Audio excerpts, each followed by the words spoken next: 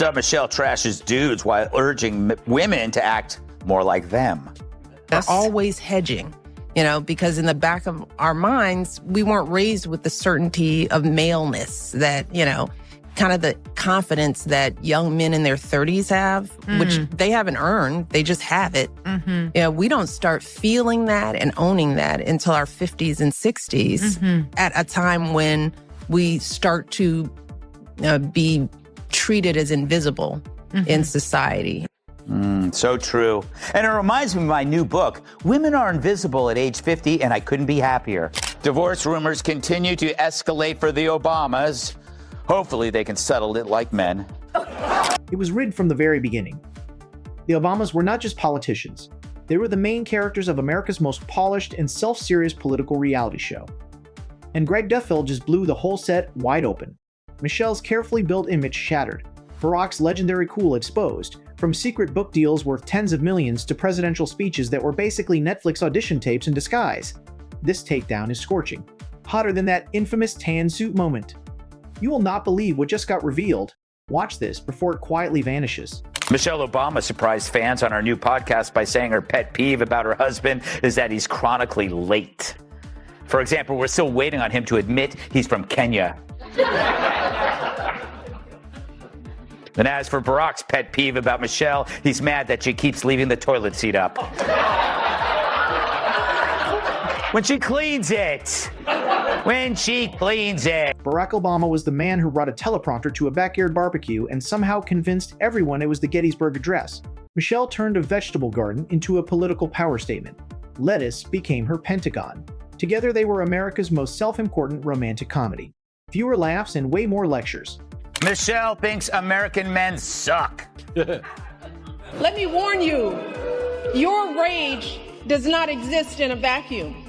If we don't get this election right, your wife, your daughter, your mother, we as women will become collateral damage to your rage. Julie, she says women are invisible. Which women is she talking about? Oh, I see her women in commercials, in TV shows. They're all over the place and they're all yelling at everybody, telling them, I'm a woman. She's got some serious issues. She needs to go to therapy. Yes. And maybe stop doing radio just altogether, because we don't want to hear her speak.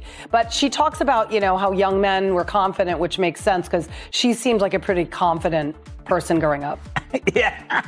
I don't know. I mean, you tell me. But I will say this, and I do believe she's actually biological female. She just plays the role of a man really well. But I would say that I think that it's this kind of stupidity, these types of conversations that actually make women feel inferior. Yeah. I felt confident my whole life. I don't need Michelle Obama to tell me that I'm not going to be confident until 50, which is 30 years from now. Yes. If you are enjoying this takedown, please hit that like button and subscribe. Now let's start with Barack, the man who treated the Nobel Peace Prize like a coffee shop loyalty card. He accepted that shiny medal and then immediately became one of the most active drone strike commanders in modern history. The irony was deafening. For 8 straight years, this man never admitted a single mistake, not one. He walked into every room like a motivational speaker whose only client was himself. We have every right to demand that the men in our lives do better by us. We have to use our voices to make these choices clear to the men that we love. Our lives are worth more than their anger and disappointment. What's that pitter-patter sound I'm hearing in the background? It's the footsteps of Barack running to vote for Trump. Then came the presidential memoir, Part 1, because apparently his own legacy needed a sequel. 768 pages of let me carefully explain how brilliant I was while conveniently avoiding any wrongdoing. The global economy was crumbling and people were suffering, but the press conferences were absolutely poetic. Barack transformed the full-blown economic crisis into a TED Talk and somehow walked away looking like he personally saved civilization. But no amount of waste is acceptable, not when it's your money. Do you know the federal government pays for a website devoted to a folk music ensemble made up of forest rangers? They're called the Fiddlin' Foresters. I'll put their music on my iPod, but I'm not paying for their website. Kennedy, just watching that now, so that was 2011. Him and Trump are saying exactly the same thing, but he's not saying it as well. It's like He wasn't having fun with it. Credit where it is due. The man could read a teleprompter like Shakespeare himself had come back to life. His speeches felt like conducting a symphony on top of a mountain. Magnificent and soaring. The actual policies, though, were sleeping harder than a senior citizen in a recliner after Thanksgiving dinner. Change became maybe next term. Yes, we can quietly morphed into, you know what, Congress is really difficult. He promised the oceans would stop rising, then teed off while coastal cities started buying waterproof furniture. Obama doubled our debt. He doubled our national debt. He spent so much money and laid out this blueprint, and that was his legacy. And that is what Joe Biden was supposed to keep intact. Don't mess with Joe. Yeah, don't mess. Everybody knows Michelle. Let me be clear.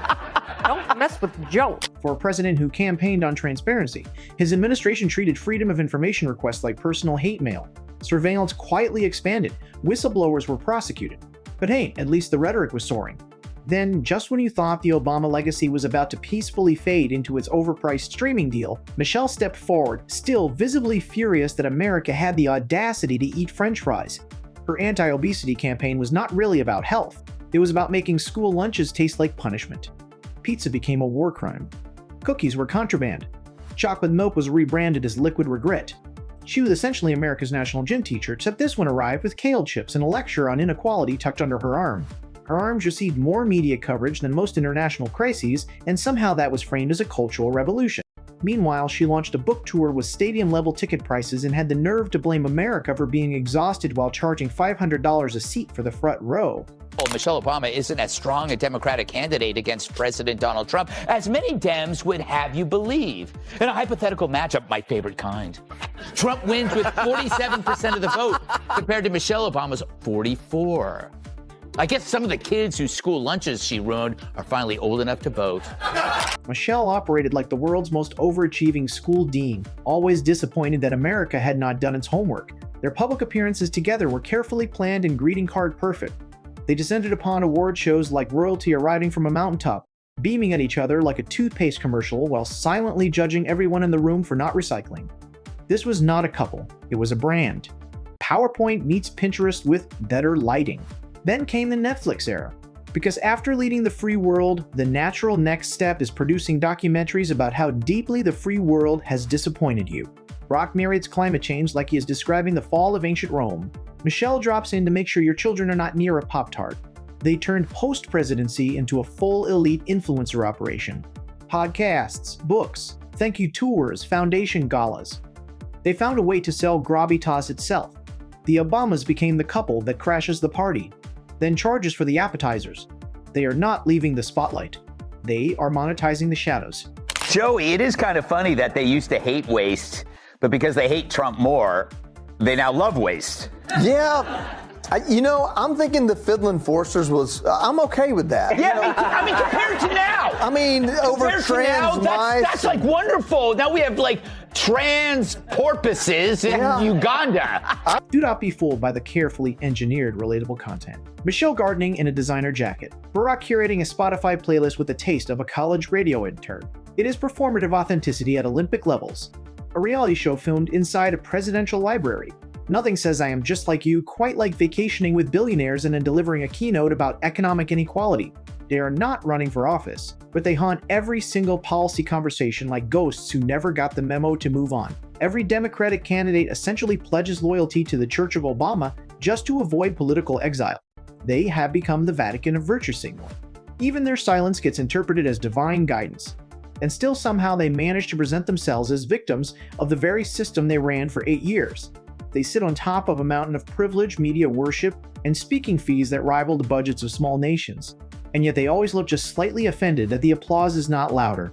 They are the only people on Earth who can board a private jet to a climate summit and lecture you about your carbon footprint with a completely straight face. But I will remind you, this was the same man who looked every American in the eye and said, if you like your doctor, you can keep your doctor. If you like your insurance, you can keep your insurance. It was a complete and utter lie. So I don't necessarily trust that he really wanted to enact the things that he said he wanted to enact. And as Kennedy pointed out, that all the spending went up and through the roof.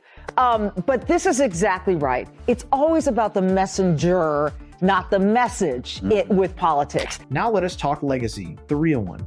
The Affordable Care Act, Barack's crown jewel, turned out to be a bureaucratic nightmare of high costs, loopholes, and a government website so broken it made dial-up internet look cutting edge. It was like building a rocket to Mars and accidentally landing in New Jersey. Libya descended into chaos. Syria became an endless maze of broken promises and moving red lines. The Iran deal essentially said, here is a significant amount of money. Pinky promise not to build nuclear weapons until we are safely out of office. Meanwhile, Michelle's school lunch rules were so aggressive, they created a black market for Doritos. Sixth graders were trading snack cakes like contraband. Pudding cups became underground currency. It was the Great Depression, but inside a middle school cafeteria. Their media domination was total. Every outlet fawned. Every celebrity scrambled for a selfie. Even their dog received more favorable press coverage than most actual policy initiatives. The dog had a PR team. We are not joking. Meanwhile, real Americans were quietly choosing between paying rent and affording insulin. Less time with the family. I'm taking a second job. We have no voice at our schools. So this anger, Miss Obama, is not one-sided. It's just the men are the ones trying a solution, and their solution is to vote for President Trump. And here's the thing, their women are backing them up. So take that little message, curl it up in a little box, and give it to Mr. Garrison. And yet, despite being two of the most celebrated figures in the liberal world, they have never truly owned the wreckage they left behind. It is always someone else's fault. Congress, the system, the political climate. They are completely allergic to accountability, but absolutely fluent in inspirational quotes. Every failure was repackaged as a misunderstood success. Every criticism was quietly labeled a coded form of oppression. They do not show up to fix anything. They show up to offer polished commentary on how broken everything is. Like elite Yelp reviewers of Western civilization, Michelle never misses an opportunity to remind America how much she hates politics right before delivering another deeply political speech. She is a pageant judge who insists she is completely impartial while quietly holding up a perfect score for her own performance. Barack still genuinely believes that being cool is a legitimate leadership strategy. He is the dad at the cookout who will not stop quoting rap lyrics while handing out signed copies of his memoir. Do you think Obama and Trump actually get along? I always think that, like, when I saw them speaking at the funeral, Obama was like, I think Obama appreciates Trump for saying what he wished he could say. Well, not just that, and they also were both like, hey, we both won twice. So that Yeah. On Sunday, Val Jarrett went on CNN to defend her pal, President Obama. I wonder if the president prides himself on the fact that his administration hasn't had a scandal and that he hasn't done something to embarrass himself. The president prides himself on the fact that his administration hasn't had a scandal and that he hasn't done anything to embarrass himself. Now that's a low bar for achievement. He hasn't embarrassed himself. But it's true, no one on his staff was caught in bed with a giraffe yet. They both wear martyrdom like a fashion statement. They left the White House with $60 million in book deals, a production company, and speaking fees that could comfortably fund a space mission. And still, they present themselves as victims of historical injustice. At this point, they are not political figures, they are cultural avatars wrapped in inspirational throw pillows. But perhaps the most jaw-dropping part of the entire Obama era is not what they did in office. It is how the media treated them. Every eyebrow raise was breaking news. Every coherent sentence was labeled a masterpiece of oratory genius. If Barack said hello, CNN analyzed the tone for 3 hours. If Michelle wore a blouse, Vogue declared it a revolutionary moment. They transformed ordinary human activities, walking, waving, simply existing, into celebrated masterclasses of democratic grace. They were not just covered, they were canonized.